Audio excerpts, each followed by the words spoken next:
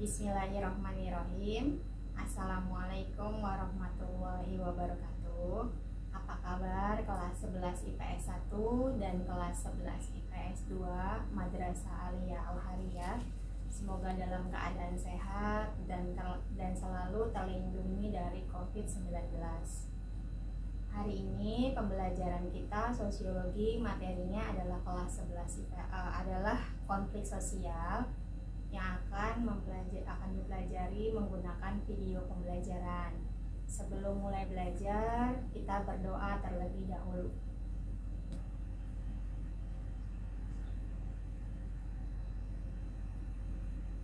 Oke, kita mulai pembelajarannya. Nanti Ibu akan merekam tulisan yang ada di belakang ini. Jadi kamu siapkan alat tulis terlebih dahulu, pulpen dan buku tulis, karena nanti akan diselingi dengan beberapa soal. Jadi kamu setelah menonton video mengerjakan soalnya, setelah itu dikumpulkan di ruang guru dan masukkan ke loker Ibu ya. Oke, terima kasih. Konflik sosial, kemudian dampaknya. Nanti di pause aja ya kalau kecepatan.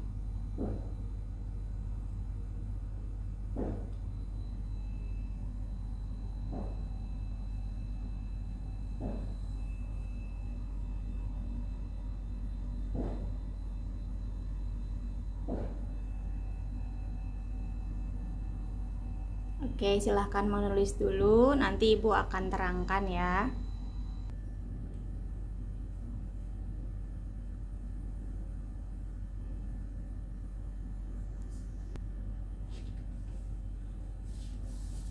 Kita mulai menjelaskan ya, perhatikan baik-baik. Ibu harap kelihatan videonya untuk menjelaskan. Kita bahas mengenai konflik sosial sambil mengulang video terdahulu bahwa konflik sosial adalah pertentangan dalam masyarakat. Dan kamu sudah menyetor lisan 1 berupa sebab konflik. Yang pertama adalah perbedaan individu, perbedaan kepentingan, perbedaan ideologi, dan perubahan sosial. Setelah ada sebab konflik, maka ada yang namanya dampak konflik. Yang pertama adalah adaptasi nilai dan norma. Nilai adalah sesuatu yang dianggap baik, sedangkan norma adalah aturan dalam masyarakat. Jadi dampak konflik ini adalah adaptasi nilai dan norma. Jadi ketika ada konflik sosial akan dikaji ulang apakah nilai atau sesuatu yang dianggap baik dalam masyarakat dan aturan dalam masyarakat sudah benar atau belum, atau bisa tidak diaplikasikan dalam kehidupan bersosial yang mulai banyak perubahan.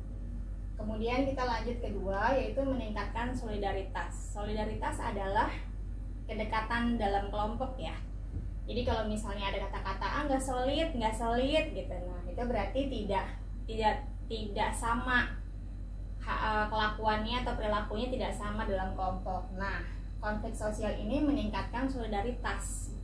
Jadi ketika ada masalah dan akan terlihat tuh mana nih yang solid atau lebih mementingkan kepentingan kelompok dibandingkan kepentingan individu. Nanti akan terlihat mana orang yang pro, mana yang kontra, dan mana yang netral. Kita masuk ke yang ketiga. Konflik sosial mempunyai dampak, yaitu dominasi pemenang. Dominasi pemenang ini berarti yang menang dalam konflik akan merasa atau melakukan tindakan yang lebih banyak atau lebih mempengaruhi dalam kestabilan atau dalam aturan. Kemudian yang keempat adalah berubahnya kepribadian. Misalnya tadinya dia perilakunya temperamen, lebih gampang marah. Ketika ada konflik sosial dan ada orang yang protes, jangan terlalu pemarah jadi orang, misalnya gitu. Atau jangan terlalu cepat naik emosinya. Nah, akhirnya dia mulai mengintrospeksi dirinya dan merubah sifatnya. Nah, yang kelima adalah menciptakan keseimbangan.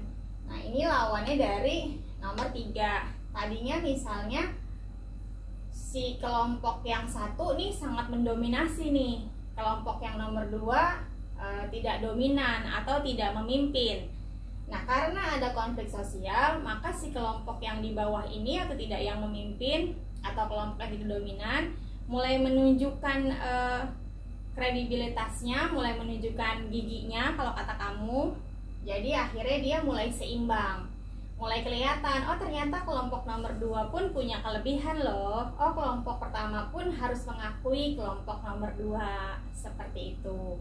Oke, sekarang kita masuk ke soal. Semoga bisa difahami ya dengan penjelasan singkat ini, karena ibu tidak terlalu panjang videonya karena mengingat kuota juga. Kita masuk ke soal. Soal nomor 1 adalah berikan contoh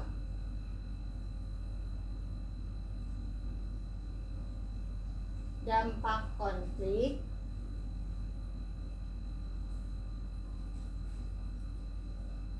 nomor 1, 2, dan 5 di sekolah atau di MA Al-Hariyah.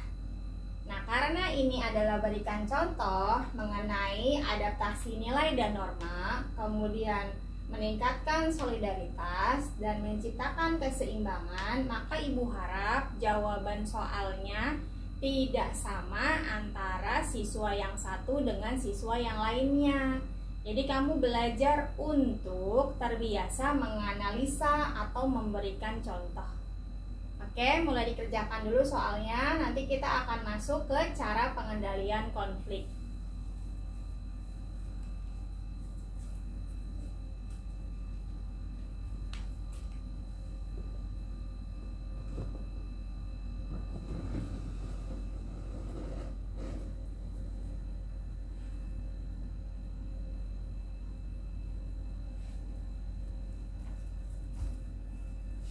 Ibu harap sudah selesai ya. Jadi kita akan masuk ke cara pengendalian konflik. Cara pengendalian konflik ini ada 7.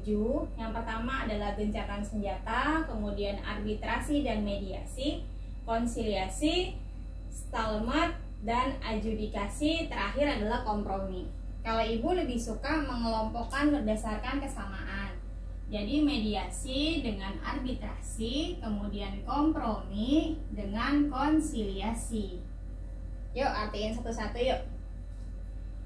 Kalau gencatan senjata kamu udah tahu ya, cara pengendalian konflik dengan gencatan senjata. Misalnya ada kelompok pemberontak dalam suatu wilayah, maka pemerintah akan memberikan terhadap pihak yang berwajib, baik polisi maupun TNI, untuk menyelesaikan konflik tersebut.